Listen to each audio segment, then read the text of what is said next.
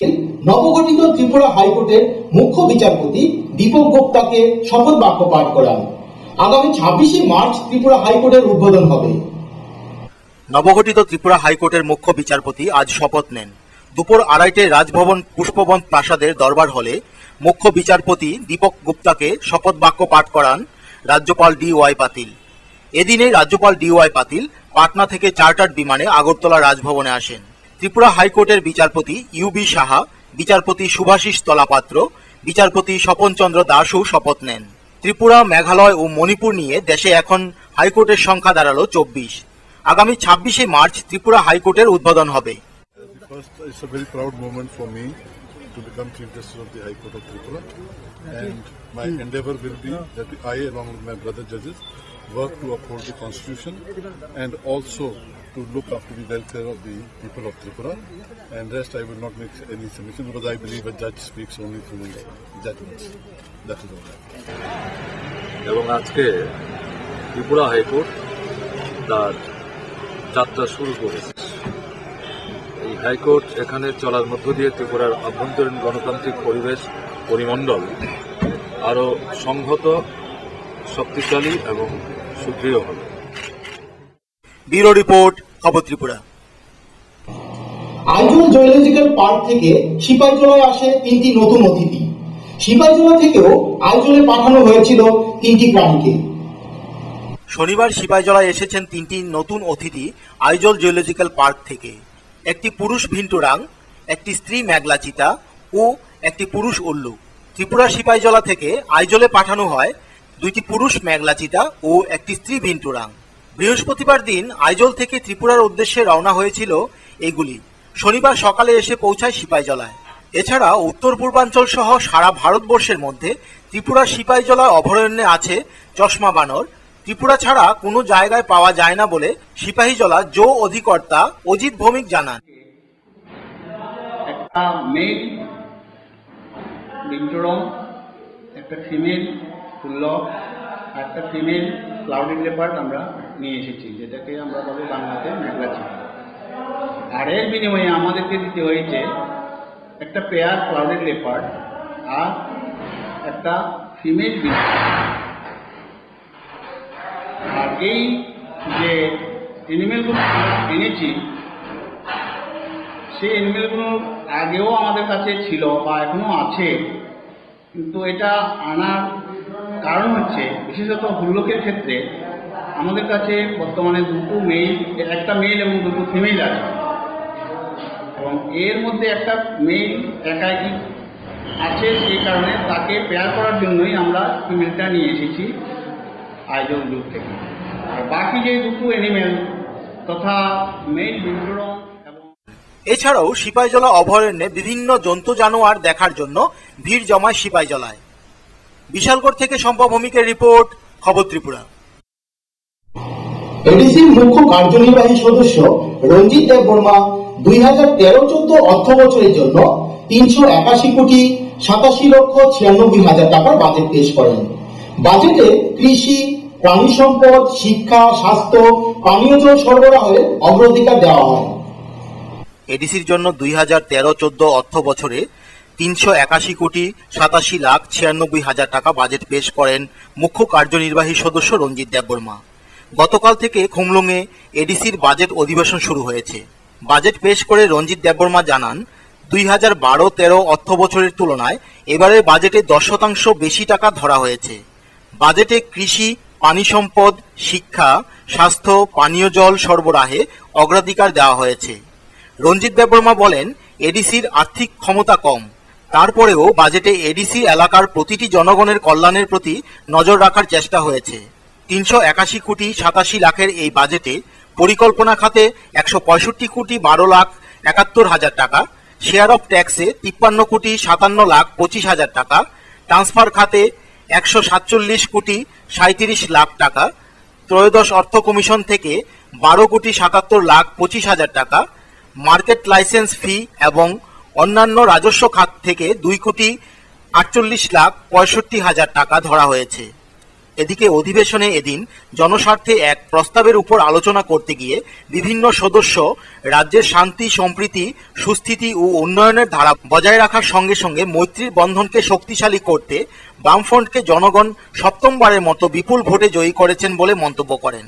MDC Lalit দেববর্মার আনা এক প্রস্তাবের উপর আলোচনা করতে গিয়ে মৎস্য দপ্তরের কার্যনির্বাহী সদস্য শান্তনু জমাতিয়া বলেন, বাম সরকার সীমিত আর্থিক ক্ষমতার মধ্যেও রাজ্যের সার্বিক উন্নয়ন করেছে।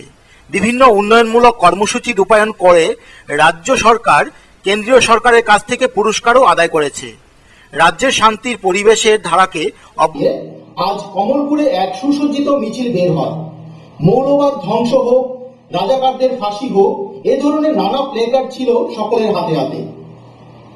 বাংলাদেশের শাহবাগ আন্দোলনের ঢেউ সীমান্তের কাঁটাতার ভেদ করে আছড়ে পড়ল স্বদেশের ছোট রাজ্য ত্রিপুরার কমলপুরে। আজ বিকেলে হিন্দু, মুসলিম, বৌদ্ধ, খ্রিস্টান সকল ধর্মের মানুষ নিজস্ব সাজে সুসজ্জিত হয়ে ফুলছড়ি বাজার থেকে কমলপুর শহর পর্যন্ত বিশাল র্যালি বের করে। মিছিলে মহিলাদের উপস্থিতি ছিল লক্ষণীয়।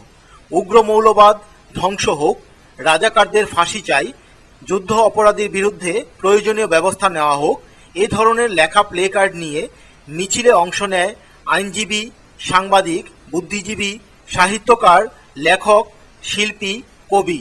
মিছিল শুরু হয় ফুলছড়ি বাজার থেকে। শহর পরিক্রমা করে মিছিল শেষ হয় কমলপুর বাস টার্মিনাসের সামনে।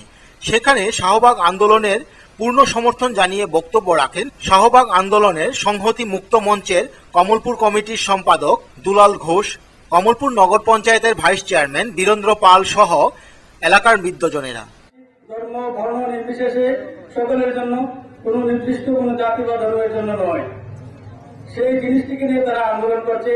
এই যে শুভ চেতনা, সেই শুভ চেতনার সাথে আমরা আজকে আনন্দ চিত্তে, উৎফুল্লভাবে এবং আবেগঘন চিত্তে আজকে আমরা এই অনুষ্ঠানে সমবেত হয়েছি। আপনারা সমবেত হয়েছে আমাদের সাথে, আমাদের আশার বাইরে আপনারা সবে আমাদের সাথে মিছিলে পায়ে হেঁটেছেন, সংহতি জানানো। ওই দিন শাহবাগ আন্দোলনের সমর্থন জানিয়ে সমাবেশ অনুষ্ঠিত হয়। সমাবেশের আগে মাল্যদান ও পুষ্পস্তবক অর্পণ করা হয় শহীদ বেদিতে। মোমবাতি প্রজ্বলন করে শহীদদের স্মরণ করা হয়। কমলপুর থেকে রূপালী চক্রবর্তী রিপোর্ট, খবর ত্রিপুরা।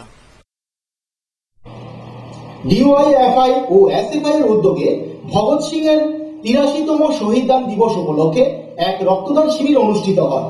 শিবিরে ৫২ জন স্বেচ্ছায় রক্তদান করেন। আজ কড়ইমুড়া দ্বাদশ শ্রেণী বিদ্যালয়ে ভারতের গণতান্ত্রিক যুব ফেডারেশন ও ভারতের ছাত্র ফেডারেশন বিশালগড় কড়ইমুড়া অঞ্চল কমিটির উদ্যোগে ভগৎ সিং এর ৮৩তম শহীদ দান দিবস উপলক্ষে এক স্বেচ্ছায় রক্তদান শিবির অনুষ্ঠিত হয়। রক্তদান শিবিরে উপস্থিত ছিলেন ভারতের গণতান্ত্রিক যুব ফেডারেশন বিশালগড় বিভাগীয় সম্পাদক তপন দেবনাথ, বিশালগড় ডিওয়াইএফআই বিভাগীয় সদস্য প্যারামিয়া, কড়ইমুড়া দ্বাদশ শ্রেণী বিদ্যালয়ের সহকারী প্রধান শিক্ষিকা, শিক্ষা আচার্য, এসএফআই বিশালগড় বিভাগীয় সম্পাদক প্রদীপ দেবনাথ, বিশালগড় নগর পঞ্চায়েতের ভাইস চেয়ারম্যান পার্থপ্রতিম মজুমদার প্রমুখ উপস্থিত ছিলেন। শিবিরে মোট ৫২ জন যুবক স্বেচ্ছায় রক্তদান করেন।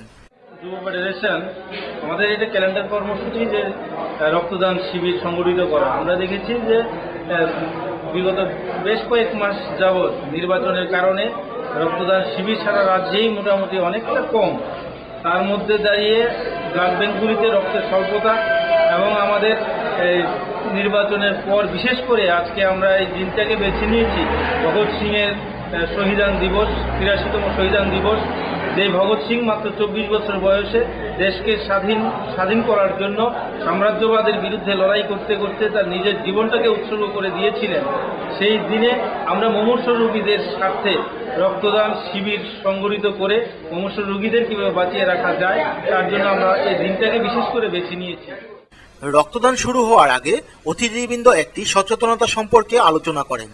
জিবি হাসপাতালের চিকিৎসকরাও আলোচনা করেন। বিশালগড় থেকে শম্পা ভৌমিকের রিপোর্ট, খবর ত্রিপুরা। আজ যোগেন্দ্রনগর রেল স্টেশন থেকে ৩ জন সন্দেহভাজনকে আটক করে পুলিশ। তাদের কাছ থেকে একটি পিস্তল সহ ২০ রাউন্ড কার্তুজ এবং প্রায় ১ লক্ষ টাকা উদ্ধার করে।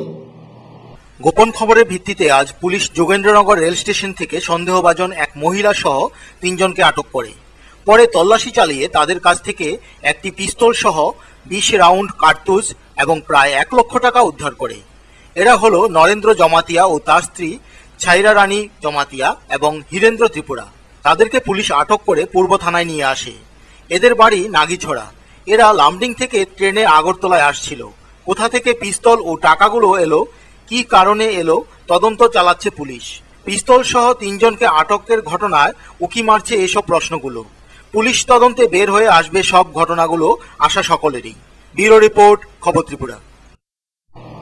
রাজেন্দ্র টিলা গ্রামের আম্রপালির বাগানটি বর্তমানে চৈত্রের প্রখর দাবদাহে সংকটাপন্ন।